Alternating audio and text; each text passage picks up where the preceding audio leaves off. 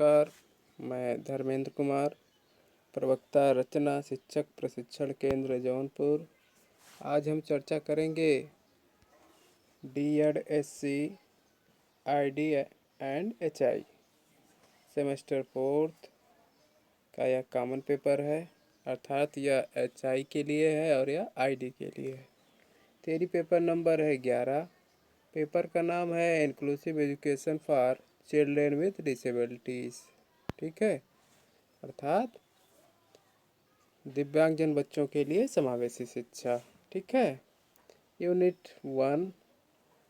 One में paper का जो यूनिट 1 है वह है इंट्रोडक्शन टू इंक्लूसिव एजुकेशन, अर्थात समावेशी शिक्षा का परिचय क्या है। अब 1 यूनिट की सब यूनिट 1.4 में आज हम चर्चा करेंगे।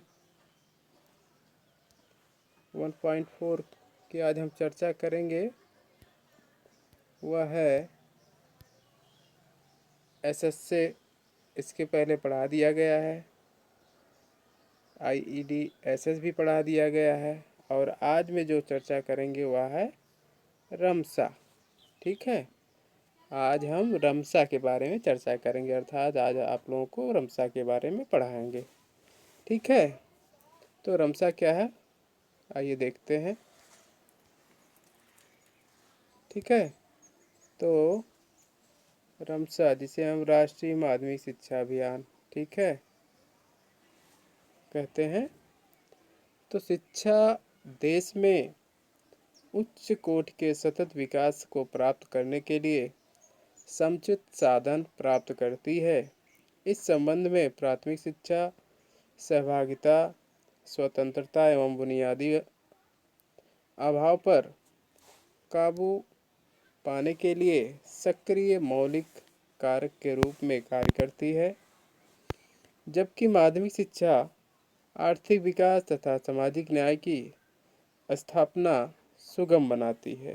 ठीक है, इन वर्षों में उदारीकरण एवं वैश्वीकरण ने वैज्ञानिक एवं तकनीकी दुनिया में तेजी से बदलाव लाने के लिए नेतृत्व किया है तथा जीवन की गुणवत्ता सुधार की सामान्य आवश्यकताओं को प्रेरित किया एवं गरीबी को कम किया है।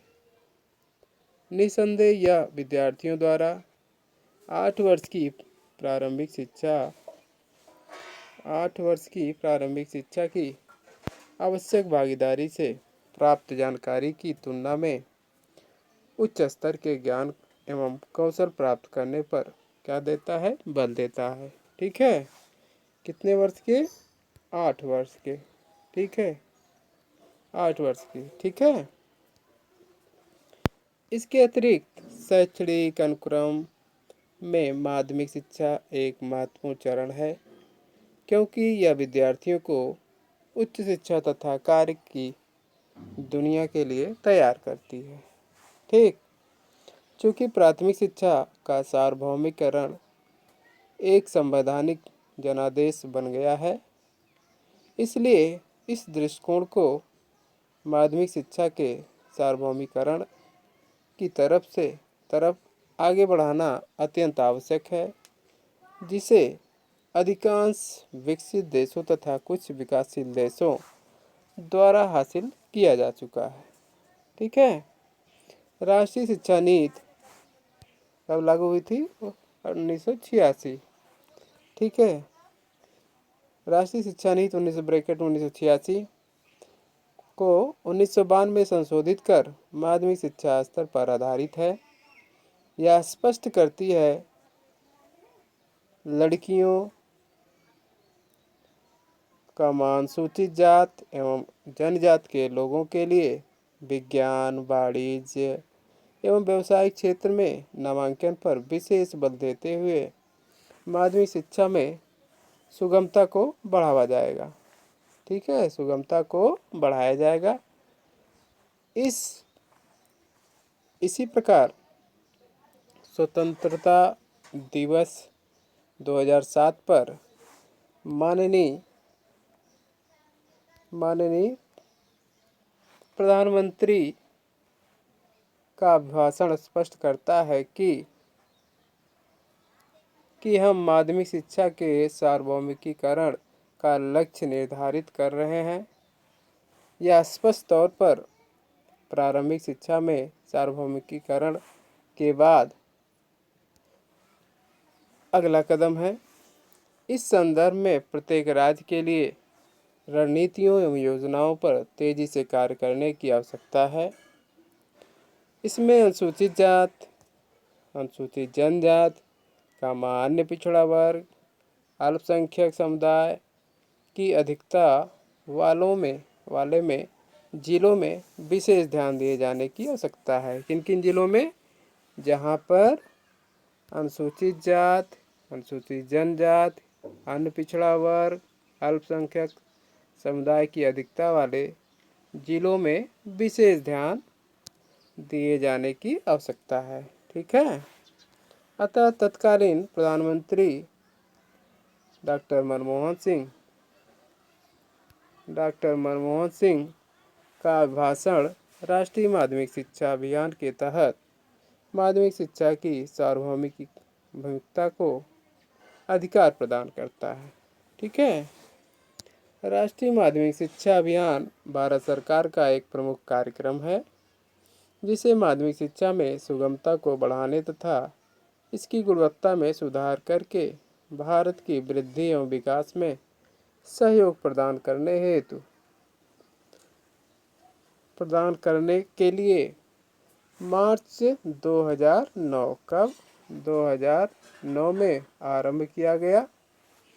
इस योजना को उत्कृष्ट मानव संसाधन तैयार करके तथा वृद्धि एवं विकास एवं समानता के साथ भारत में प्रत्येक नागरिक के लिए गुणवत्तापूर्ण जीवन प्रदान करने हेतु उचित स्थितियां तैयार करने के लिए वर्ष 2009 से 10 में आरंभ किया गया। कब आरंभ किया गया? 2009 से 10 में आरंभ किया गया। ठीक है।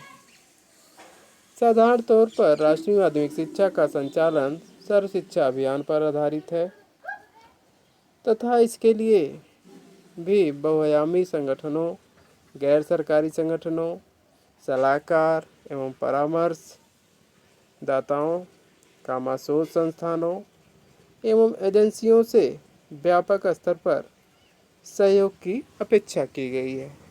ठीक है। कार्यक्रम के प्रारंभ में देश में कितने हैं कुल?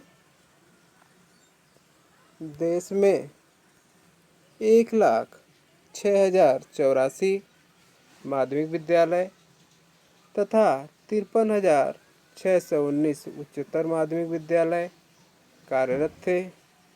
वर्तमान में इसके चौथे वर्ष के क्रियान्वयन में राष्ट्रीय माध्यमिक शिक्षा अभियान के तहत कितना कुल हो गया? 50,000 सरकारी एवं स्थानीय माध्यमिक विद्यालय सम्मिलित हैं। कितने हैं? 50,000 सरकारी एवं स्थानीय माध्यमिक विद्यालय सम्मिलित हैं। ठीक है। अब हम चर्चा करेंगे इसके लक्ष्य एवं उद्देश्य क्या है। रमसा के लक्ष्य एवं उद्देश्य क्या है, इसके बारे में चर्चा करेंगे।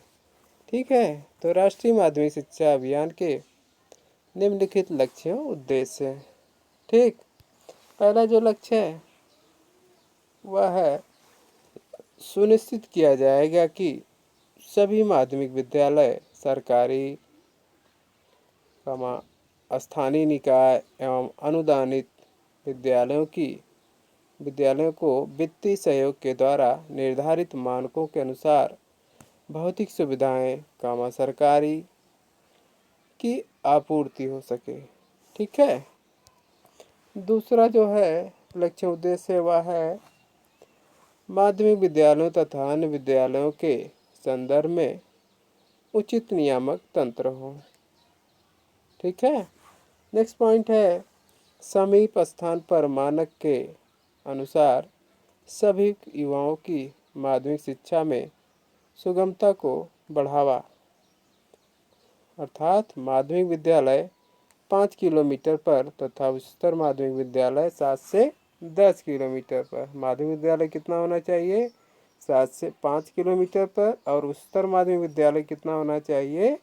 7 से 10 किलोमीटर की दूरी पर, ठीक है, उपयुक्त एवं सुरक्षित यातायात व्यवस्था, अब्लिक आवासीय सुविधाएं तथा स्थानीय स्थितियों के अनुसार मुक्त शिक्षा को सम्मिलित करना तथा पहाड़ी एवं कठिन क्षेत्रों में इन मानकों को शिथिल किया जा सकता है।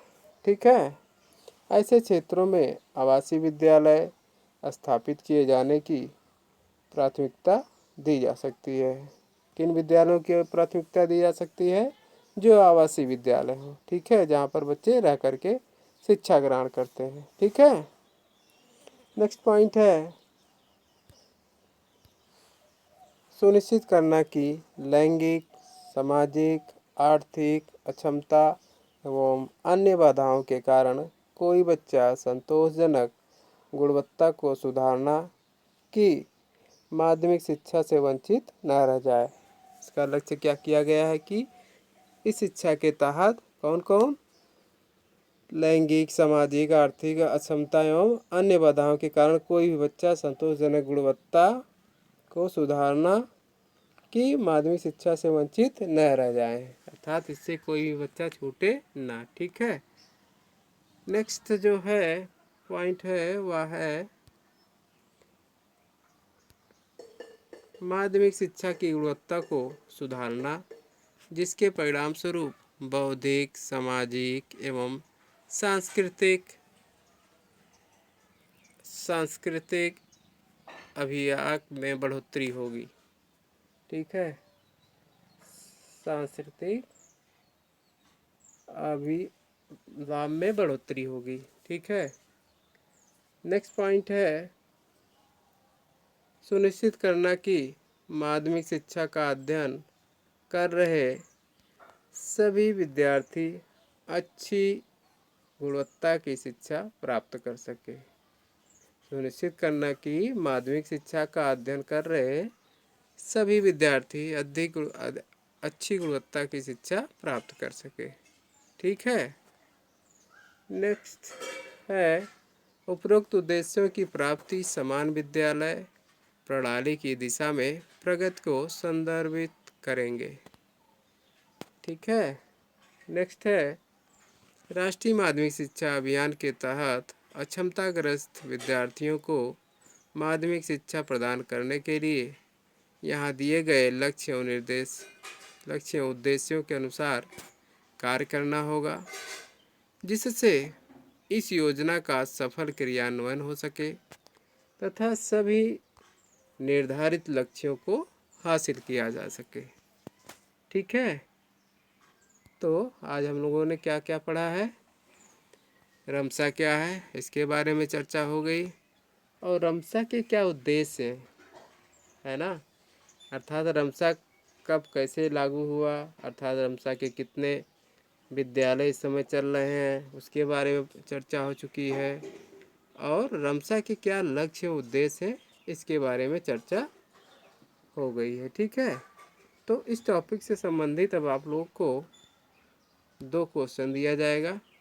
ठीक है, जिसका आप आंसर व्हाट्सएप के माध्यम से इस क्वेश्चन का आपको असाइनमेंट लिख के भेजना होगा या भेजेंगे, जिसके द्वारा यह पता हो जाएगा कि आपने कितना सीखा। ठीक है, तो पहला क्वेश्चन नोट करिए। पहला क्वेश्चन है रमसा क्या है? रमसा क्या है चर्चा कीजिए। ठीक है, दूसरा क्वेश्चन है रमसा के लक्ष्य उद्देश्य क्या है, इसकी चर्चा कीजिए। दूसरा क्वेश्चन है रमसा के लक्ष्य एवं उद्देश्य क्या है, चर्चा कीजिए।